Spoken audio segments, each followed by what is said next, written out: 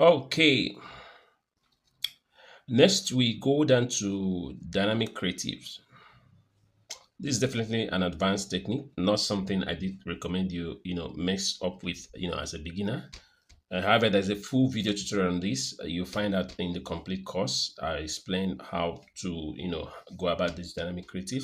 I talked about what it's all about, how to use it, the strategies around it, and all sort of stuff. So you can get that when you have access to the full course. You have all that in the video. All right, next from there, we move over here. You can see we've got a budget and schedule. Budget and schedule. The start dates from here is just going to be whenever you are actually creating the campaign. That's going to be the default here. So if you want to do, you can set an end date, but basically the start date is whenever you're creating the ad, it start running from that time, that same day, right? So, but you can now decide when the end date is going to be.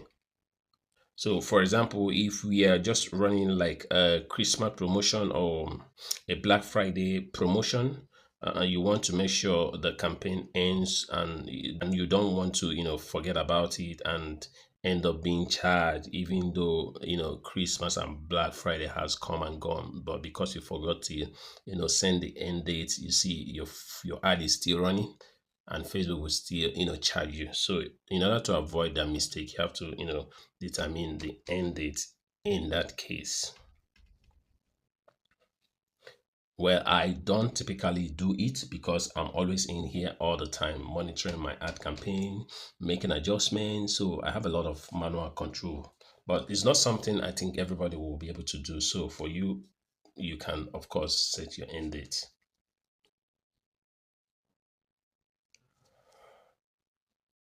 If you're not using advantage campaign budgets like we explained before, you also have here a budget section in here, but remember we moved that to the campaign level. You remember we move our budget to the campaign level, so we'll be able to test different ad sets simultaneously, so that our money, our fund, will be channeled to the most performing ad set, so they don't have to waste money. You remember that? So we moved our budget to the campaign level. So we don't have the budget option in here. The only thing we have here is just the schedule option we have here. And then if I click on the show more option setting here, we see ad set spending limit. That is, you want to make sure you don't spend more than certain amount on certain asset. You can do all that here. You can determine the exact amount you want to spend on a particular ad set. You get? So you can determine that here. Now let's go into the audience control section. Now this might sound a little bit confusing, but we are going to go through it step by step. I will try and make it as easy to understand as possible. So just pay close attention. First thing I need to mention is that in this ad account, we've got advantage plus audience. Remember that, have that at the back of your mind. Some ad account may have it, some ad account may not have it. For whatever the case may be, just pay close attention. You'll be able to navigate through it if you understand what I'm going to explain henceforth.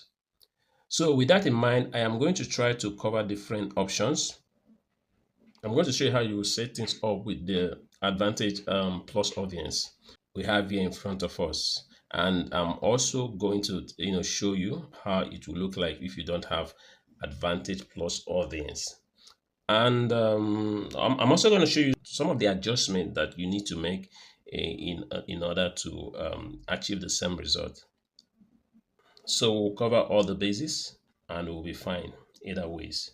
Because the most important thing is that at least you'll be able to run your adverts, you'll be able to set up your ad accurately, you'll be able to get the maximum performance from your ad. That's what matters most. So you're not going to have any issue.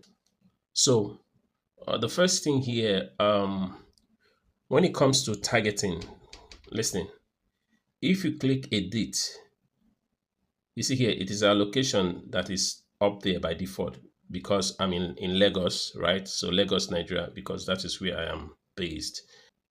And what I recommend for the location you want to target is this. Only advertise in the location where you can actually deliver your product or your services. Advertise on the place where you can serve. You get what I'm saying? Who can you serve? So basically, if you're an e-commerce business, for example, you can probably, ship nationally, maybe internationally as well. So you have to first of all consider your capacity, what you can do. That will help you to decide the location you want to target. Will you be able to, ship nationally every part of the state, city in Nigeria, or will you be able to ship internationally? So targeting in terms of location, you must, consider all these parameters, all this data. If somebody say, "Oh, I need your red oil in UK, in America," will you be able to ship to them? So if you can't do that, don't bother targeting that. So I just felt I should let you know about that.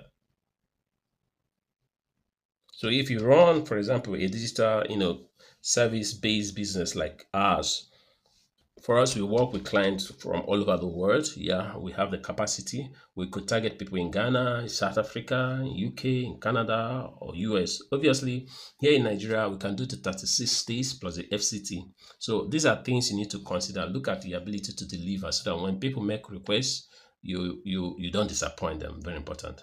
Of course, yours could be a local business where you need to, advertise to a specific, location, a specific area. Your restaurant, you're in Ikeja, for example, and maybe the people that patronize you are people within Ikeja or maybe a little bit farther from Ikeja, but obviously it might be difficult for somebody probably because he sees your ad and he stays in Medjugorje and has to fly out of Medjugorje to come to Ikeja to come and patronize you. So you must consider those things so you don't have to waste your money.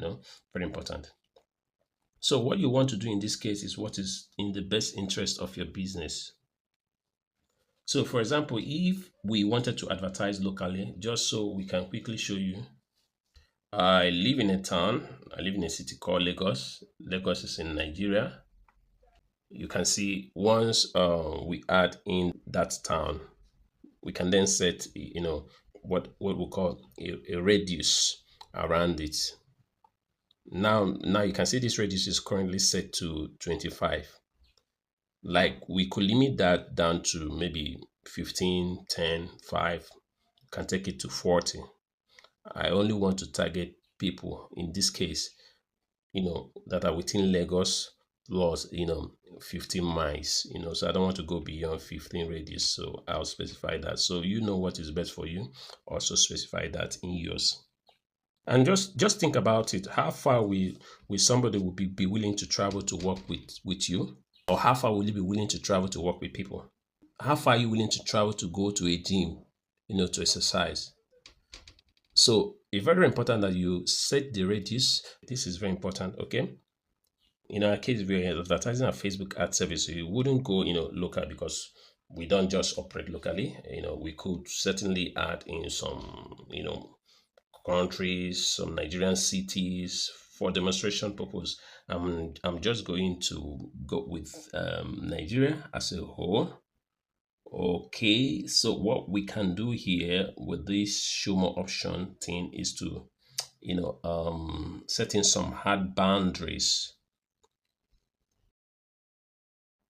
All right, so before we get into the Advantage Plus audience, which is about, suggestion, I'd like to explain what that means at this junction. When I select Audience Advantage Plus, it means that I'm telling Facebook to go beyond my specification to using its own discretion, to reach other location, other audience that they, in their own opinion, they think will be to my own advantage, or they think that will be interested in what I'm offering or what I'm advertising. Like I said, it goes beyond my specific audience. So I just felt I should say that. So all right now, so let me explain what that is in detail. All right, so look at this. We can add in a minimum age here. 18 is the minimum by default. You can go 25.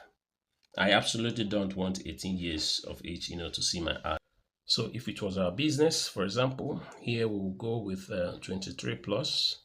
Usually we have like a very wide range. It's open and wide.